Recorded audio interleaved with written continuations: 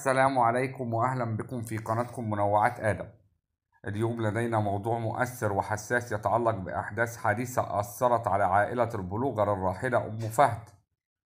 إليكم التفاصيل، لكن قبل ذلك إذا كنت جديدا على القناة فلا تنسى الاشتراك وتفعيل جرس الإشعارات ليصلك كل جديد. في الفترة الأخيرة انتشرت أخبار عن مغادرة أطفال البلوغر العراقية المعروفة بأم فهد، وهذا بعد أحداث مؤسفة أدت إلى وفاتها. الدولة العراقية قد أخذت كل شيء من أملاك العائلة بما في ذلك السيارة والمنزل وحتى الأجهزة لغرض التحقيق، وهذا دفع الأطفال للمغادرة خارج العراق بحثا عن الأمان.